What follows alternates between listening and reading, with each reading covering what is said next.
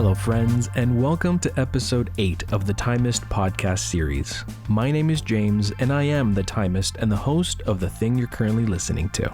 In this episode, Conor and I regroup and we dive deep into a topic that a fellow listener sent in, specifically innovation in the watch world.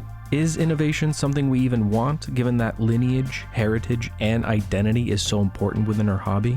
How do brands balance the fine line and control the optics of resting on their laurels versus change for the sake of appearing as though they're doing something?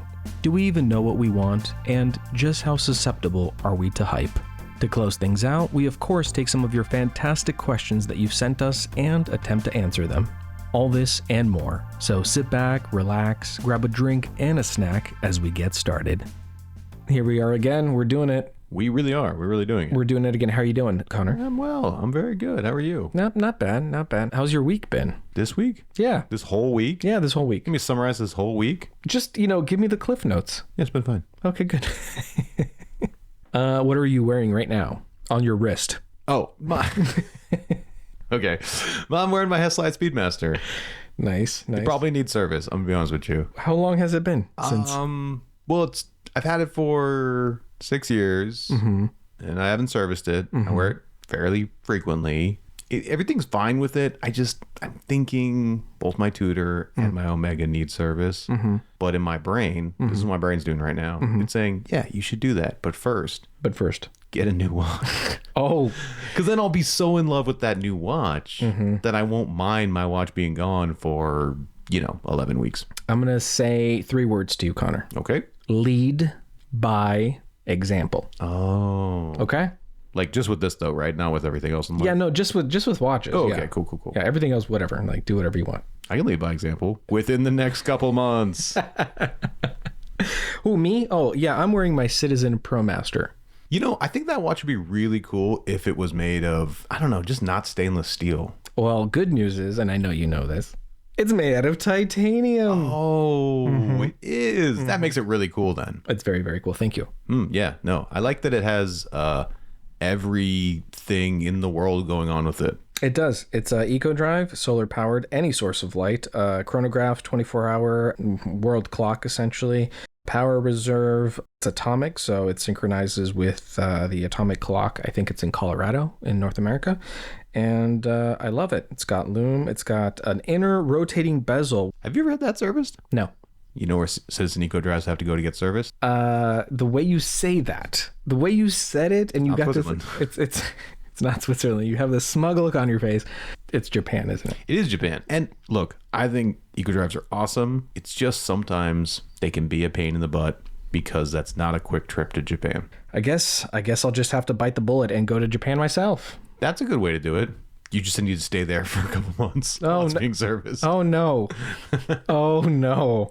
Couple months in Japan. And then I'll buy the next dream watch that I want to add to the collection. They made a new version of that watch? No. The SBGA-211, a.k.a. the Snowflake. I really like that watch. Don't you feel like that's the most popular Grand Seiko and everyone has that one? Yeah, I know. But that's not why I want it. They made new color dials. I know. It's just the white one is just my favorite. I don't have a white dialed watch. It's spring drive. Scandalous. I know. You know what we should do next, though? Get white dial watches in Japan? Taking the pod on the road. Jump cut to us in Japan. Konnichiwa. The intro music will change. The outro music will change. We will sound different. It'd be amazing. Yeah. Yeah, we should do Everyone imagine that. Yeah, do it right now. We'll give you 3 seconds. Okay, let's dive into our subject matter, shall we? Nuts. It is innovation in the watch world. Now, I'll be honest with you. This topic was actually inceptioned into our minds by a listener and a friend. I talked about him in our previous podcast that I did with Flavia. His name is Saif Khan, and he actually messaged me on Instagram and kind of placed the idea in my mind. Specifically, what are we talking about when we say innovation in the watch world? Like, watches are an expression of creativity and a show of technical prowess. And I think we had talked about that during like Watches and Wonders, where brands come out and do like, hey, check out the thing we can do. Eternal calendar. Yeah. Or the ultra thin hyper tourbillon that, is thinner than your credit card, right? But specifically when talking about innovation, it seems that when a brand tries out new designs or materials, the community kind of seems to tend to lean towards a negative initial reaction. And so what is the inverse of that? The inverse of that is everyone is wearing the same watch. So I thought it was a great topic. You thought it was a great topic. Shall we explore? Let's do it. Let's dive right in. What is your thoughts, opinions, feelings, emotions tied to, brands just trying to push the envelope and introducing new materials or techniques or even new technologies like, let's say spring drive. Totally. I mean, the innovation is core to the watch community. It's core to every watch brand. They are doing it all the time. They pride themselves on it. They reference innovations from the past that they're still proud of, and they're always working on something new. And people kind of hate it in that some of the most popular iconic watches and designs are from like the 50s. Right. The 60s. Right. And the 70s, right? Everyone's in love with so many of these Gerald Genta designs. Those go way back into the 70s and before. Obviously, some are a little more recent, but they're nothing new.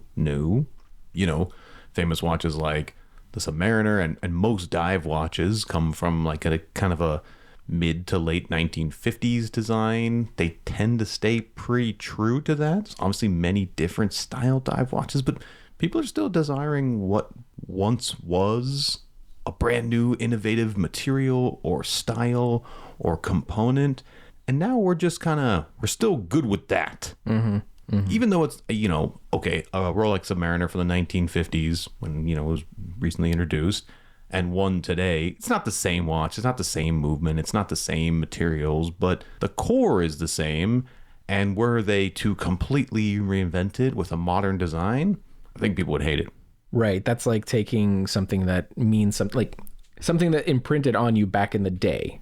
Right. And it was like, that's what it means to me. That's what the Rolex Submariner means to me. It has these components, these materials, these indices, these, whatever, fill in the blank.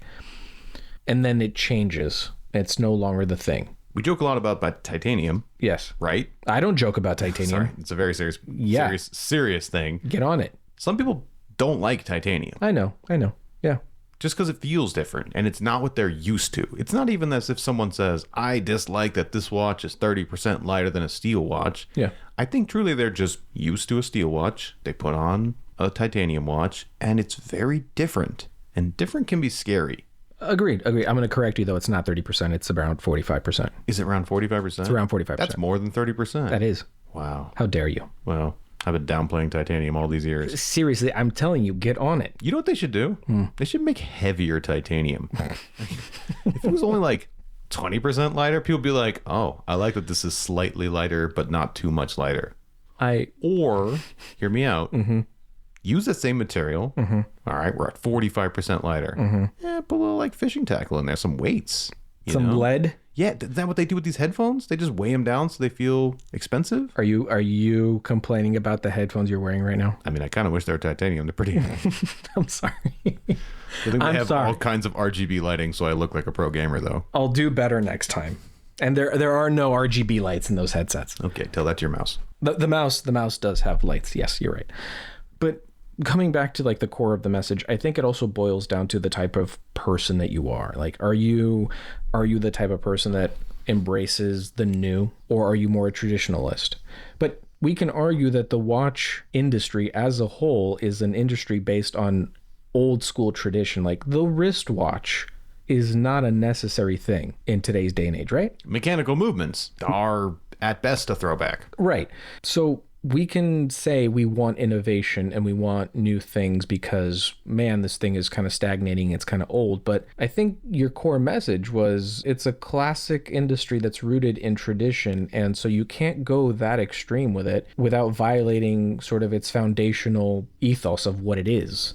So yeah, I think it comes down to the type of person that you are. Like, do you like the new shiny and the innovative hotness that hits the market, like silicone balance springs or tantalum cases or parachrom fill in the blank, right? Can I even say that? Is that trademarked? I think that's trademarked, right? Yeah, it is, but I think you can say it. Okay. Or are you more of the, this is stainless steel, this has the same handset that we used in the 1950s, and also, guess what? Bakelite is back. People get upset when there's small changes, right? Well, a couple years ago when there was a small redesign of the Daytona. Yeah. People freaked out. I was going to say, let's be a bit more specific. Which crowd gets really angry when there's small changes?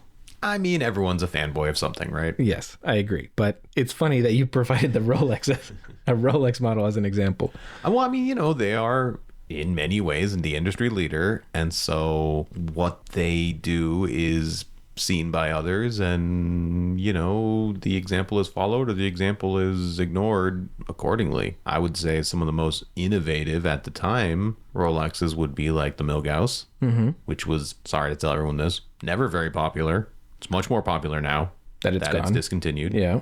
I would say some of the more recent innovations from Rolex include the Deep Sea Challenge. That's not a very popular watch yet. Good point. It's still gonna have its day.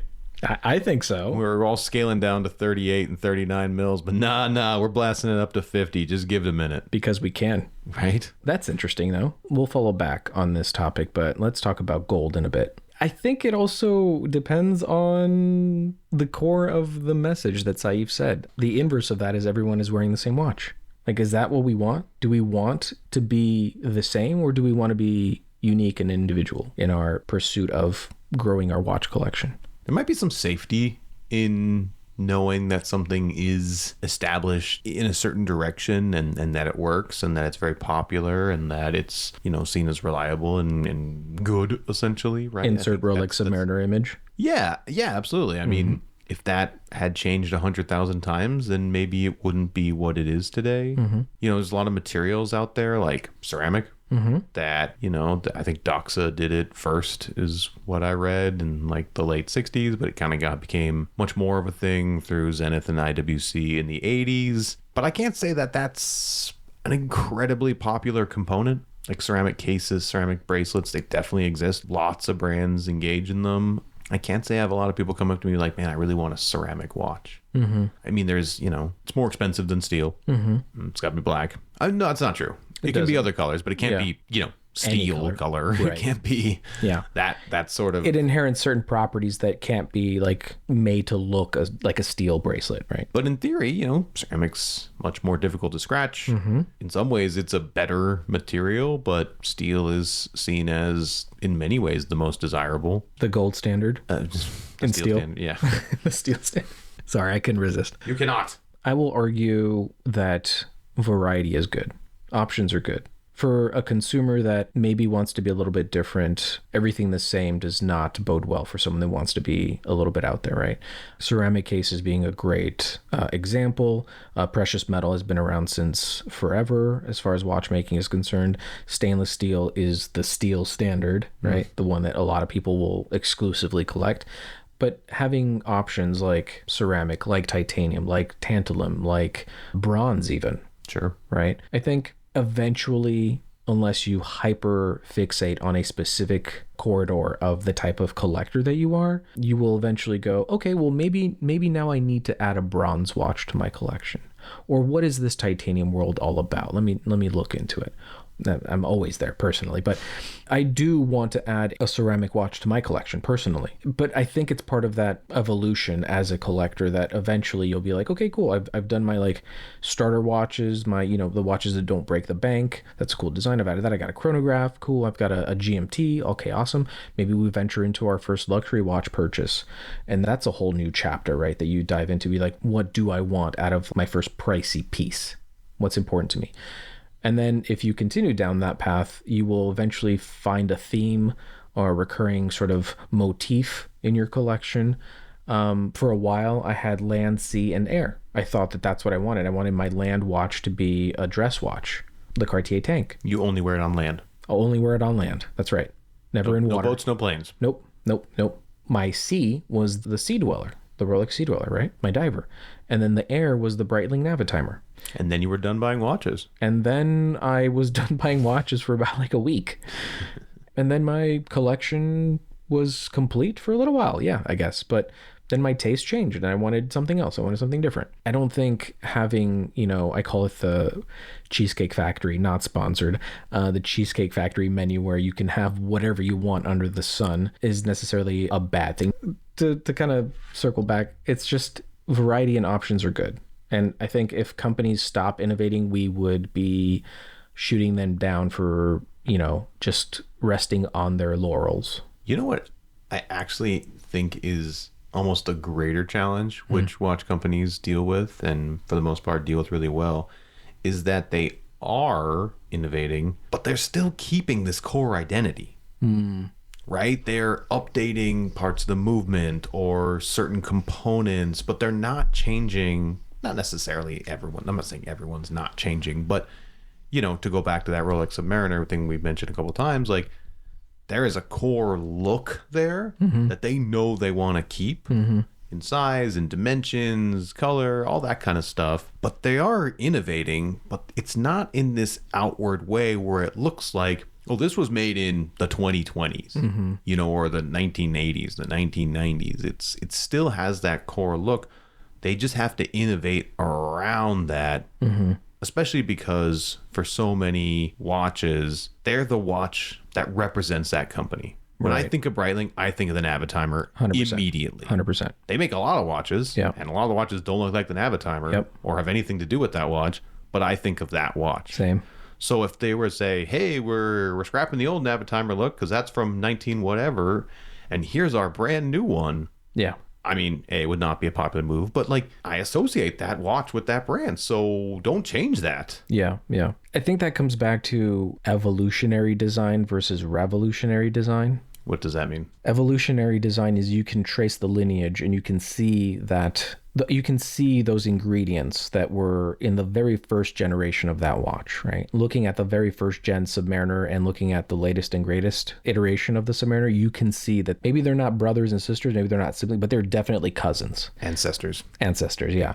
Revolutionary is something like, I don't know, today we will have something that looks like a Submariner, and then next year during Watches and Wonders, it'll now look like an MBNF or a Freak from Ulysse Nardin, exactly. And you're saying that it's the same watch. This is still the same watch. I think car manufacturers are a bit more guilty of this, where you'll have a car line, like let's say a Toyota Camry, look like a Toyota Camry for 4 years. And then the new Camry will come out and it'll look completely different. That's not evolutionary design. That is revolutionary design. And they'll say, completely new. We are used like 97% new body panels. Like nothing from the previous generation is being used in the new one. And it's not a negative. It's a positive point that they're making. Whereas in watchmaking, because it's such a old, again, and historically rich and very deeply rooted traditions, you almost are bound to be evolutionary. And you can't be revolutionary, at least to the naked eye, right? Maybe the internals, maybe you'll introduce a parachrome spring, maybe you'll introduce silicone, maybe you'll introduce, I don't know, the constant force, whatever. But from the outside, looking at the watch, you go, yep, I know what that is. That's an MBNF. That's a Rolex. That's a Breitling. That's a Cartier. I think it's part and parcel. I think it comes with the niche. Yeah, that makes a lot of sense. Innovation is more hidden in some ways. And I think a lot of the brands that really embrace the more modern styling, like the UN, the Freak, and the MBNFs, and even maybe potentially a lot of those Jacob & Co. watches that are pretty wild looking, I can't say I'm a fan. I think they're really interesting. Yeah. I wouldn't walk around with it on my wrist, even if I could afford those watches, right? So I guess I'm just as guilty as being like, man, I want some new watches, but also I kind of want a watch that looks like a pilot's watch from like, pre-World War II sort of thing. Like, early days of flight, like the more modern kind of, and again, going back to the Breitling pool, and I know you know like a lot more about this brand than I do, but they have those really like modern pilot's watches, really cool. Can't say I desire that more than the Flieger style watches, even though one is much more modern and geared towards when, I was born, and, more modern style airplanes and more modern style everything. Yeah. But I guess I don't want that personally. Not that I hate it or anything. It's just I'd prefer a Mark 20 or a Zinn or, something like that. It's interesting they say Zinn, because Zinn and Breitling, very close ties. Zinn actually owned the rights to use the movement and in part design. So you'll actually see some older Zinns that look like slightly cleaner Navitimers. Really? Yeah. Imagine those are highly collectible. Zinn's having a moment, I think. I think Zinn is growing, and I mean, who else makes watches out of submarine metals. They do? They do. I know they use a proprietary process to harden their metal, tegamented, but I didn't know they make watches using submarine steel. I don't know if it's steel, but yeah. Today I learned. Excellent. You know what time it is? Yeah, it's Don't tell me the time. Sorry. Don't tell me the time. I think it's time that we provide an A to a Q. What do you think? Let's do it. Okay, Q&A time. So I've put out the call on Instagram, and these fine folks listening to this podcast right now answered. And one of those fine folks is actually David, who's sent in a previous question. David that goes by Barbells and Watches on Instagram. You know David. Yeah, he's the strongest guy in the UK. He really is. He specifically targeted this question to you, but I will also hijack it towards the tail end and answer. It is the following. I'm intrigued to know if Conor feels that working in the industry causes him to want to add more watches to the collection, or because he works so closely to them on the daily, does that help contain the urge? So, Conor, because you work so closely with watches, are you more tempted to buy, or does it kind of scratch the itch and you don't want to buy? And then he follows up with, thinking of it from the Instagram angle, I feel the scrolling and constant watches in front of people can often lead to many wanting a new watch. Yeah, great question. I'm kind of reminded of that saying where if you do what you love, you won't work a day in your life, right? If this is your passion, doesn't feel like work. And I think that's true and also not true. Because when it's a joy and it's an outside of, because work is work, it's also stressful, and it's also, a reason where you have to, oh man, I gotta go work today. I'd rather stay home and play with my dog, or I'd rather, it's a lovely sunny day. I'd rather not go in. It's Washington State, let's be real. Okay, well, that's why I treasure the sun so much. There's very little of it. Okay. But it's work, right? So I think it has actually tempered down a little bit of my wanting to purchase, both because it never feels good to collect a paycheck and then give it right back to that same place. I'm just like, I just got this from you. I don't want to give it back to you. Ew, money. Ew, get it out of here. Ew. Burn a hole in my pocket. Yeah. I get to be hands-on with a lot of really cool stuff that, people don't have as much access to, obviously. It has so far tempered the urge for me. Not to say I don't want to buy new watches. I definitely have stuff in mind. Well, I'll say that 25 minutes ago you said that you would rather buy a new watch than service the one you're currently wearing. So I said I'm going to do it after I service the watch I'm currently wearing. I sit corrected. I know definitely one component that's changed is, you invited me to the last few different watch meetups, and I'm sort of not as inspired to go because, honestly, they're fun and I really enjoy them. It's just, that kind of sounds like work.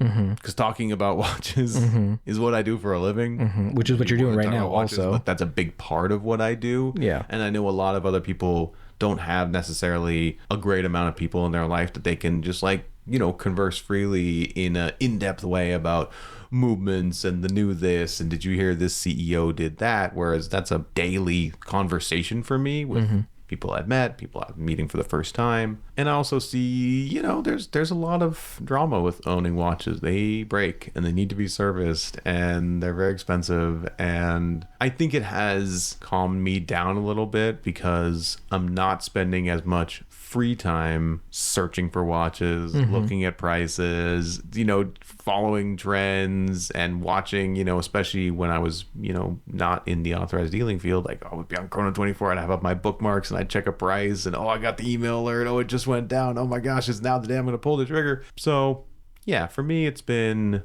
a way of kind of easing away from wanting to spend my money there.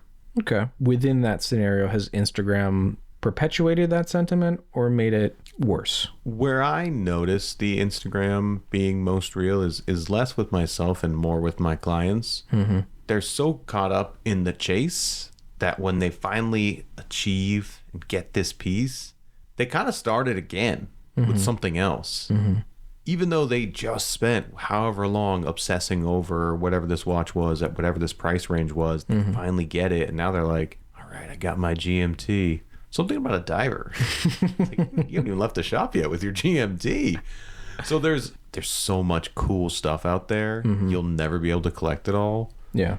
So it's good to enjoy it. But sometimes it does. I think Instagram can feed into the needing to own it all. Right. I think like the advent of technology and having so many additional channels to feed information to people at such a large scale, you're being bombarded with so many different avenues of like, have you seen this? Have you checked this out? Facebook, Instagram, TikTok, Chrono24, YouTube. I mean, this is a great question, and it sounds like personally for you're not spending more money on watches because you're kind of getting your fix by just handling and engaging with it on the daily. But you do see that Instagram, for instance, is one of those avenues where, at least in your clients, it's perpetuating this desire to be like, all right, love it, got the piece, sweet. But hey, Conor, do you know this new diary that just came out? I just saw it on Instagram. It's kind of pulling people back into the chase. Absolutely. For me personally, I am not an authorized dealer. I am just a consumer of watches. I feel like going to watch events, visiting you and looking at watches and having an opportunity to, check them out up close, it does make me want more watches.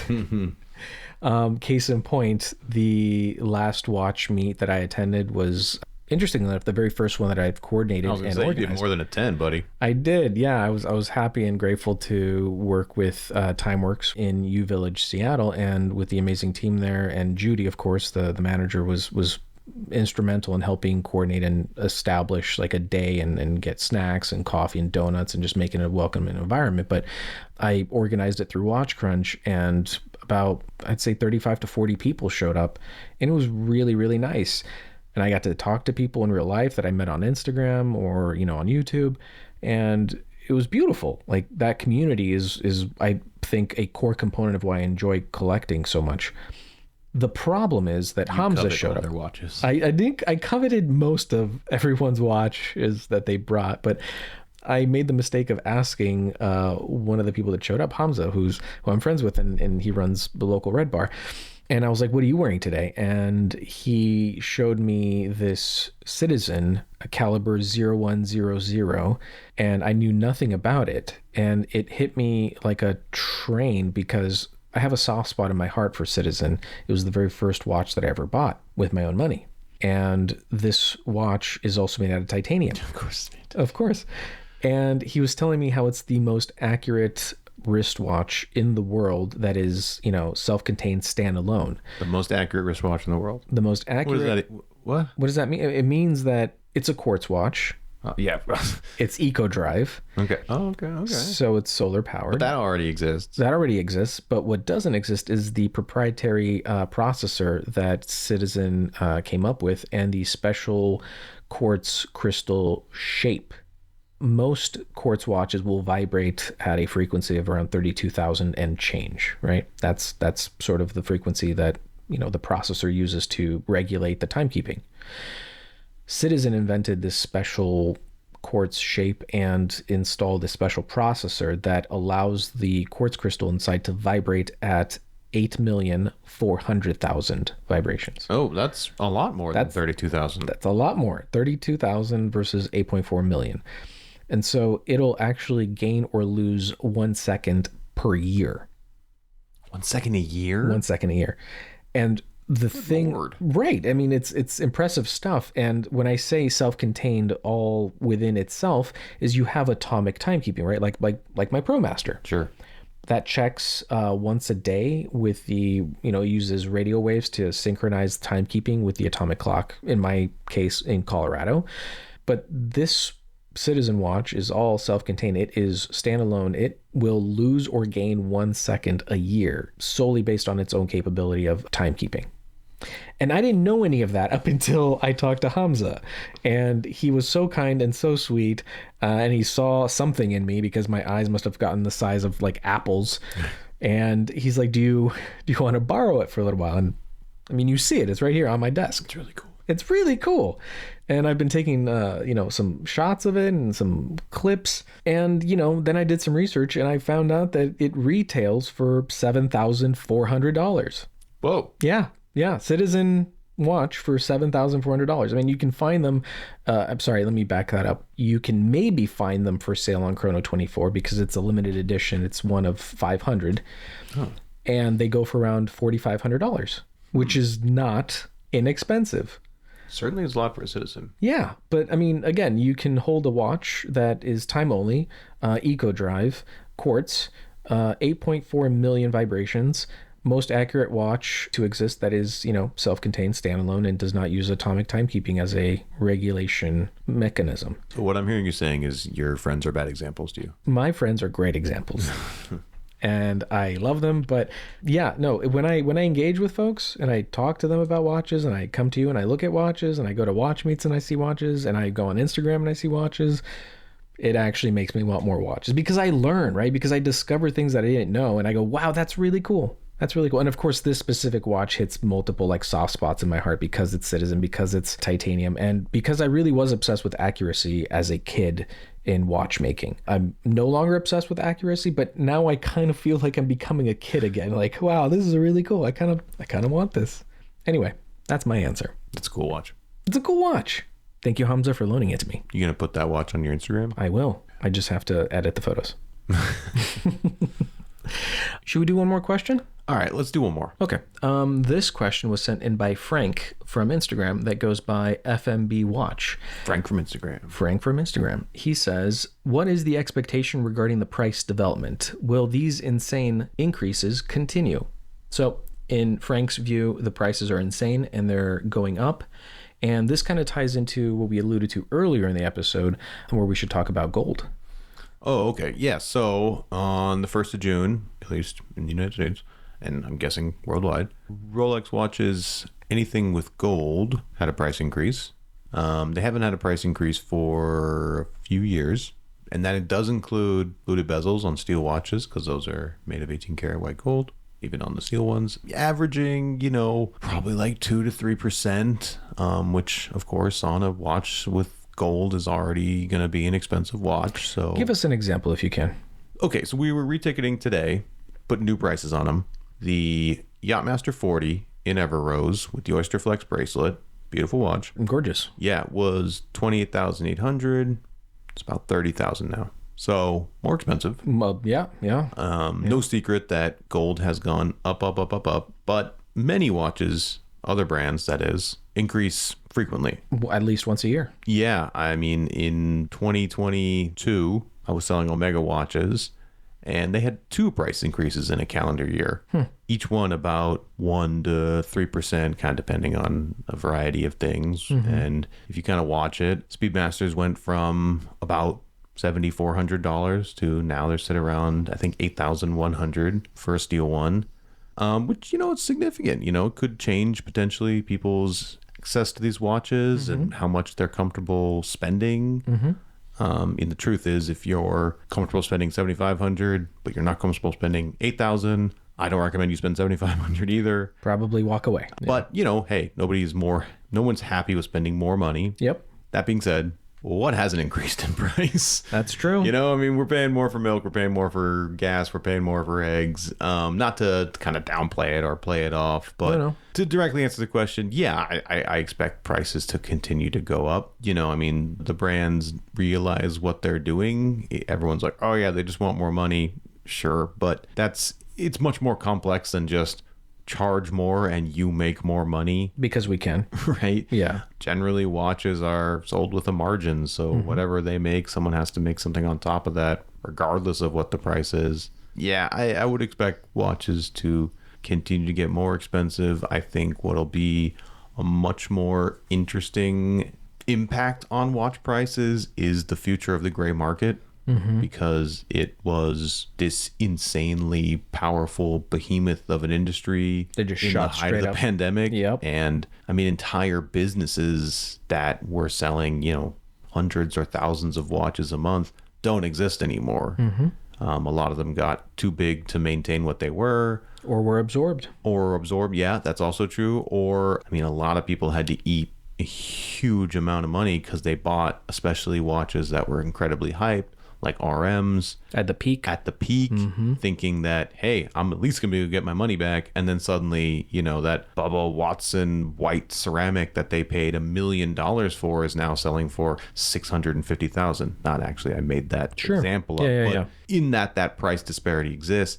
that's going to have a bigger impact, in my opinion, on watch prices, because, the brands who are not part of the gray market are certainly aware of it. I think it's going to be a really interesting few years to see what watch retail becomes and stays. I agree. My take on it is that I believe prices will continue to rise, especially if the auction houses continue to sell some crazy watches at some insane prices, which then both the gray market and collectors collectively will sort of auto adjust to that being the new norm.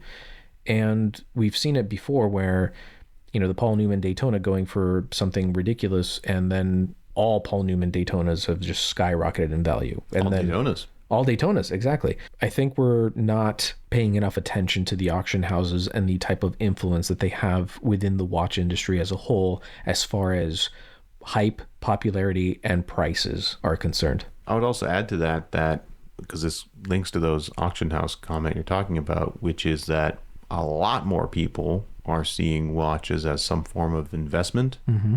I mean, if you talk to people who sold watches 10, 15, 20 years ago, no one ever asked if this would retain value, mm-hmm. or if they think this is going to go up in value, or am I going to be able to get my money back if I resell it? That was never discussed.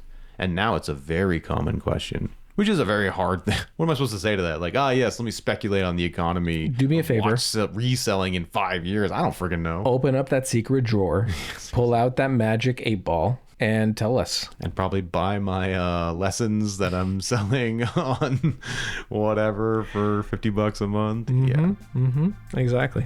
And on that note, it's time to conclude this episode of the Timist Podcast Series. A sincere thank you for hanging out with us. Hopefully you enjoyed yourself and had some fun along the way. If you did, then please push all the buttons that will help you hear more of us in the future. And a special thank you to my co-host Conor. If you want to continue the conversation, you totally can. Find us both on Instagram. Conor is Watches and Blunders, and I'm The Timist IG. Just remember to add underscores between every single one of those words. Thanks for listening. I'm The Timist. Be well, and I'll catch you in the next one.